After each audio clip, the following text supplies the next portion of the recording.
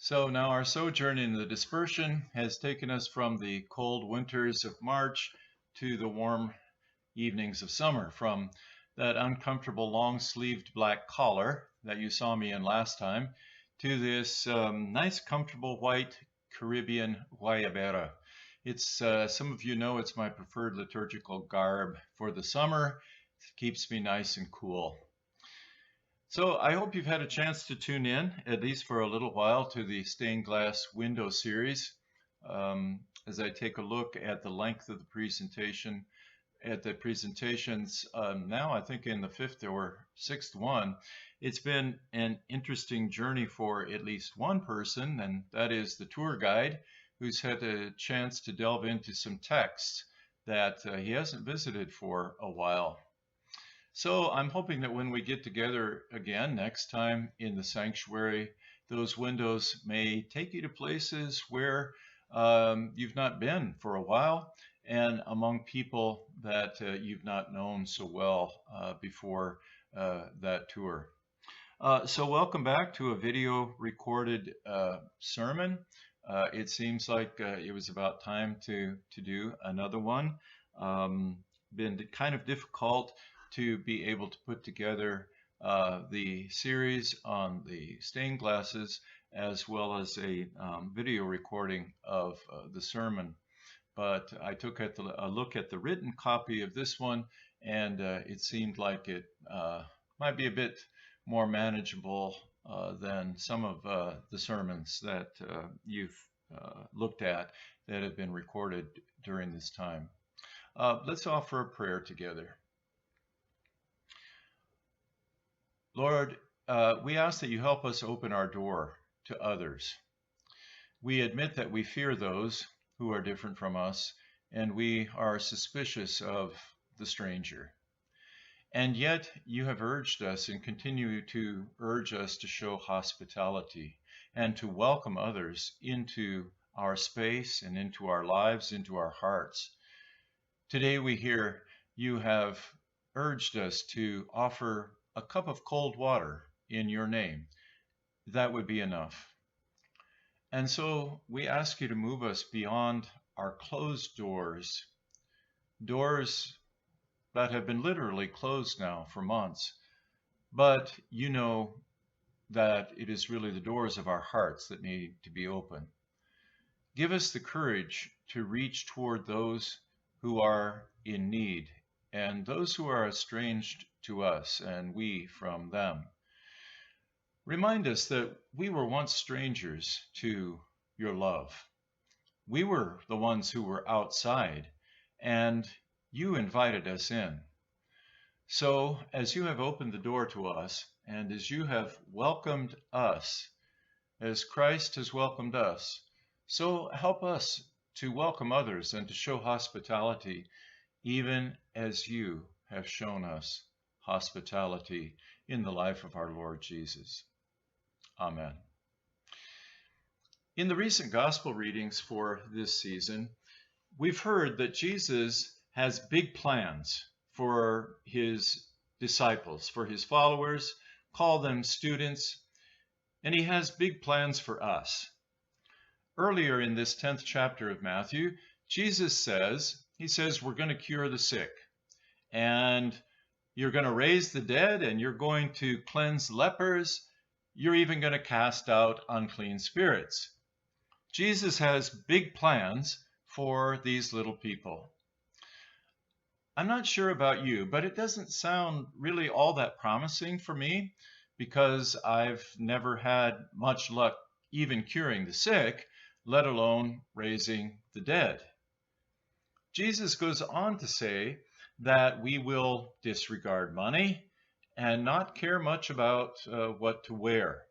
So I'm thinking now that we may be headed in the right direction. He says you've received without payment, and so give without payment. Take no gold or silver or copper in your belts, no bag for your journey, or 2 tunics, or sandals, or staff. Travel light. In other words, he's saying travel light, and that's closer to something that I can do. If that's not enough, Jesus then goes on to say that some people will face persecution. That seems to me like a couple steps backwards from taking no bag, no just one tunic and no sandals. He then says, "Look, because I'm sending you out like sheep into a pack of wolves, for they'll hand you over to councils and beat you in their synagogues. You will be dragged before governors and kings because of me." Well, I'm thinking that's not a life any of us would choose, right? We really do have enough problems at the moment, I suppose, without asking for more trouble. Let's see, a pandemic, unemployment higher than it was in the Great Depression, race riots as far and wide as 1968. And yet, more trouble is exactly what it has meant for multitudes of people throughout the generations who have followed the Jesus movement. But now, at the end of this chapter of big plans for little people, Jesus closes with one final, rather surprising thought. He says, "Whoever gives even a cup of cold water to one of these little ones in the name of a disciple, truly I tell you, none of these will lose their reward." And so I'm thinking maybe there's hope even for the likes of me. I think I could do a cup of cold water for someone. Jesus seems to imply here that we can withstand the searing, demanding heat that can come upon a follower of his, a disciple, with just a little cool dose of hospitality for another person, even one of those whom he calls the least of these. The letter to the Hebrews plainly reminds us, don't neglect to show hospitality to strangers, for by doing so, some have entertained angels without knowing it. And Paul in Romans urges us to, quote, contribute to the needs of the saints and extend hospitality to people we don't know, to strangers. The hospitality industry, as we've come to know in recent weeks and months, is in big trouble. But hospitality doesn't have to be in trouble at a person-to-person level. Unless we allow it to be in trouble, unless we allow the walls to stand and to remain between us and others, especially others who may be quite different from us. Hospitality doesn't need to be in trouble. And for people like me who are, as I said, not very good at the big stuff, which Jesus is talking about, that is, casting out unclean spirits and curing the sick, raising the dead, being sent into a pack of wolves and hauled before the politicians, well, the chance to offer hospitality in the form of a cool drink of water comes as a bit of a relief. For people like us who encounter great difficulty giving up those money belts and traveling lightly in this world, the opportunity to practice what some call random acts of kindness would seem like, yeah, that's something that we all can do. Jesus seems to be saying that there is nothing too small. During the past several weeks, I've been especially touched during my late evening walks around town to see the red, white, and blue curb signs in front of St. Paul's Episcopal Church here in Riverside. One says, "Pray for justice." Another one says, "Pray for kindness." Another one says, "Pray for humility." You don't have to do the big things in order to accomplish great things. Sometimes the smaller the deed, the greater the impact. In the rule of God, we've often heard from Jesus, Small is beautiful. It's hard to believe that small is beautiful for us big Americans. That's hard for us to imagine. Small is beautiful. Hard to imagine because we've grown accustomed to and we love to have things big. It seems as though it's in our genes to love things that are big and grand and glorious, and not to pay very much attention to those things that are hidden and small and seemingly insignificant. We like to have big church buildings these days resembling sports arenas. We like stories of churches growing at astonishing rates. It's hard not to like bigness in America, someone has written, where the average entree at a restaurant these days could feed 4 people, and where the average car or truck won't fit into normal parking places anymore. Yes, we love to have things big, but maybe you've noticed of late that we have become a whole lot smaller, reduced in size or in the way we conceive of our size by something so small you can't even see it with the naked eye. Reduced in size, it seems, by others who seem to think that they are so extraordinarily big. And so Jesus' words today I find very encouraging for us who may feel very small and inadequate in the face of such enormous difficulties and failures and the sense of belittlement. Hard for us to believe, isn't it, that small is beautiful, especially amongst strangers in what we think of as such a vast universe. In his memoirs, an Irish rabbi recounts an interesting story during World War II when he was a small boy and had been thrown into one of the death camps along with his family.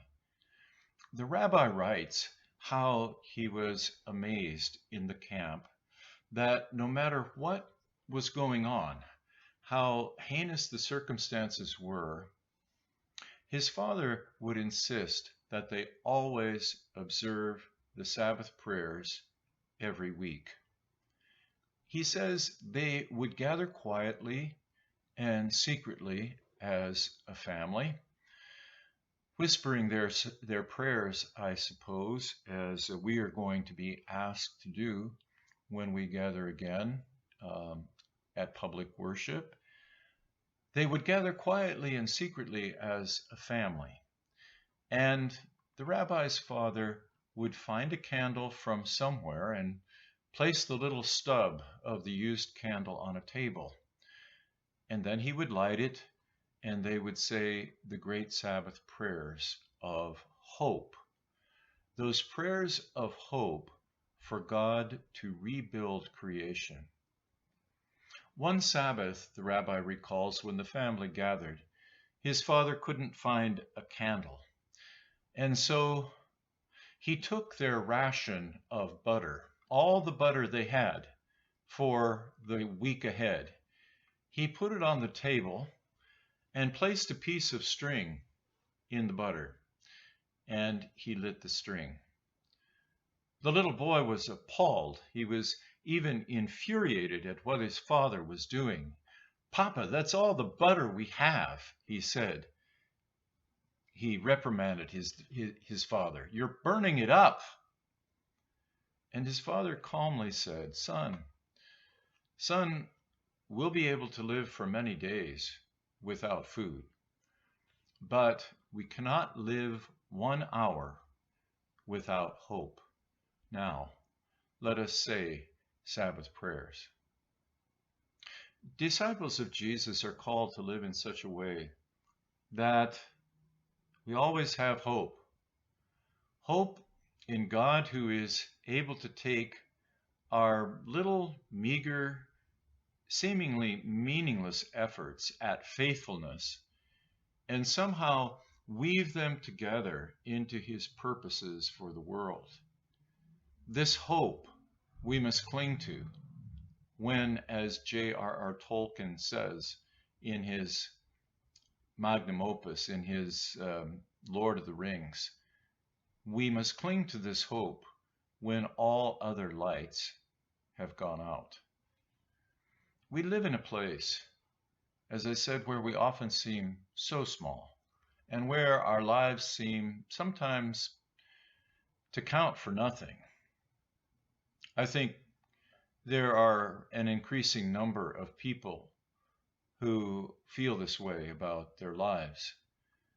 But in such a world, maybe it is the small, freely offered acts of kindness, humility, justice, hospitality, and welcoming others into our personal and collective lives that can really mean something to us and that can begin to make our lives seem worthwhile again, worth living again.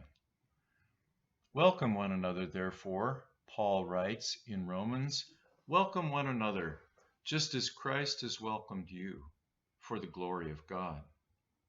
I think of words that occur late in the Gospel of Matthew. For I was hungry, and you gave me food. I was thirsty, and you gave me something to drink. I was a stranger, and you welcomed me. I was without something to wear, and you gave me clothing. I was sick, and you took care of me. I was in prison, and you visited me, and truly I tell you, just as you did it to one of the least of these who are members of my family, Jesus says, you did it to me. We can do all these little but deeply gracious acts of hospitality that reveal the reign of Christ in a society that often seems to us cold, ironclad, even dehumanized and demoralized. Hospitality seems like a little thing, and yet it is dangerous. It is a big thing, because hospitality means that we are going to be open. We are going to be open to the experience of others, that we are going to be open to new ideas. We are going to be open to listen to another. Hospitality is exposure, and it is a level of intimacy that maybe we are not willing to take the risk to offer, because we've been taught to keep ourselves closed, secure, secluded, and insulated against the wolves. The title or the theme of this sermon is Talking to Brother Wolf, and it comes from one of the most famous legends of St. Francis of Assisi, who lived in the 11th and 12th century. It is the tale of Francis and the wolf of Gubbio. One day, it is said that Francis went to the town of Gubbio, where a wolf had been terrorizing and devouring the townspeople, anyone who had dared to go beyond the city gates. When Francis heard about the problem, he said that he would go and he would speak to his brother, the wolf. When the wolf saw Francis and his companions coming toward him, he charged out of the woods, bristling and baring his teeth. But Francis made the sign of the cross over the wolf, and the wolf paused and bowed at his feet. Francis said, "Come to me, brother wolf. In the name of Christ, I order you not to hurt anyone." And so Francis explained to the wolf that he had been killing and frightening the people of Gubbio, and that this was against God's law. It was against God's intentions. But Francis also knew that the reason why the wolf had been terrorizing the people was because there was no more food in the forest, and the wolf was hungry. Francis said he wanted to make peace between the wolf and the townspeople, and so he returned to Gubbio with the wolf at his side, where he preached a sermon in the town square about God's love and mercy.